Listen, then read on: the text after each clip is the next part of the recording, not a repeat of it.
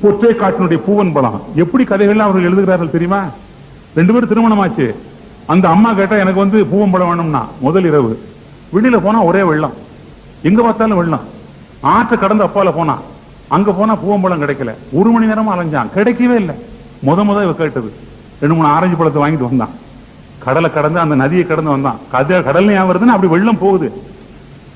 குடிசையினுடைய கதவை தட்டினான்.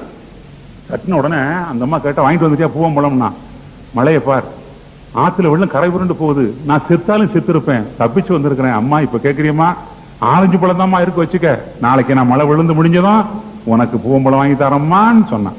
அவன் சொன்னா, நான் கேட்டது முத கேட்டது பூவம்பழம், நீ முத கொண்டாந்தது ஆரஞ்சு பழம், அதெல்லாம் சரியில்லைன்னு அவன் சொன்னான். எவ்வளவு சொன்னா அவன் கேட்கல.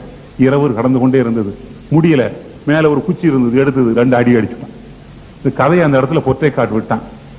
விட்டுட்டு சொன்னா, 50 ஆண்டுகளுக்கு பிறகு அதே மாதிரி ஒரு அம்மாவாசை இரவு, ஆற்றில் வெள்ளம் போய்கொண்டிருந்தது.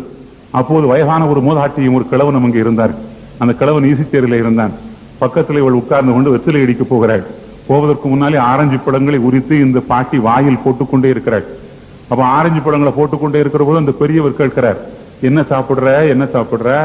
அப்ப இந்த கிழவி சொல்கிறாள், ஆரஞ்சு பழத்தை வாயில போட்டுக்கிட்டே பூவம்பழம் சாப்பிடுறேன் பூவம்பழம் சாப்பிடுறேன்.